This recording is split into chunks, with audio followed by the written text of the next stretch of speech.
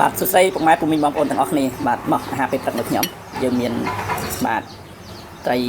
ហើមហើយនិងត្រីងៀតបាទយើងអាំងក្នុងមីក្រូវេលឿនបាទថៃយើងមានល្ហុង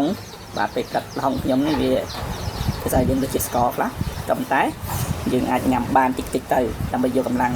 ហើយបាយខ្ញុំដាក់ទៅច្រើនដែរដោយសារតែបាយជាម៉ោង2អីបាទខ្ញុំទៀតម៉ោង1ជាម៉ោង2វាដាំដៃរបស់ខ្ញុំគឺខ្ញុំចត់ទេអត់បញ្ហាទេបាទខ្ញុំដាំតាមក្បួនពេទ្យ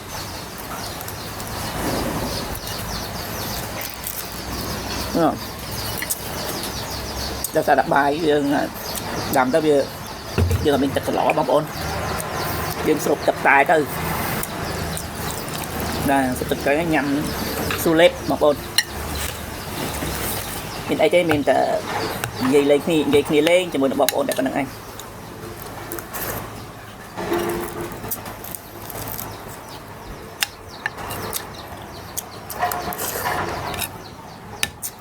ចឹងបងប្អូនបើសិនជាយើង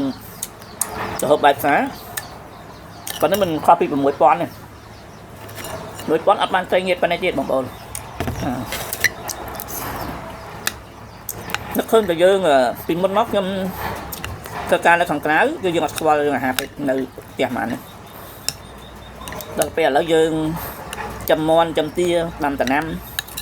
ហើយនឹងហាត់បានខ្លួនឯងទិញទួចដើម្បីសុខភាពយើងមើលថែសុខភាពខ្លួនយើងពេលយើងសុខភាពល្អយើងនឹងរងចាំមើលជោគវាសនារបស់មន់ទីរបស់យើងនៅមនុស្សលោកដទៃទៀតដែលយើងបានស្គាល់ពីមុនមកតើជីវិតគាត់បែបណាហើយស្រស់បំព្រងបែបណាហើយនៅយើងវាធម្មតាទេមានរូបមានទុកមានមិនមែនអ្នកឯងមានរូបហើយអ្នកឯងនៅសុបាយរហូតទេខ្ញុំនឹងរងចាំមើលបងប្អូន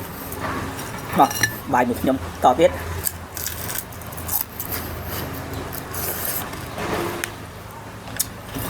ហើយឃើញខ្ញុំផុសទៅឃើញជួយលាក់ជួយខមមិនជួយសៀតទៅខ្ញុំហូបបាយវាណាខ្ញុំហូបតែចង្កាខ្ញុំហូបតែពីពេលទេ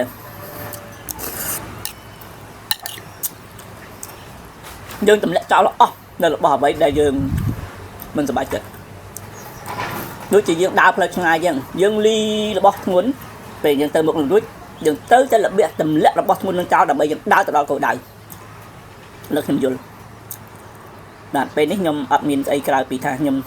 ព្យាយាមថែសុខភាពខ្លួនឯងហើយនឹងចំមន់ចំទាអរគុណច្រើនជម្រាបលាបាយបាយ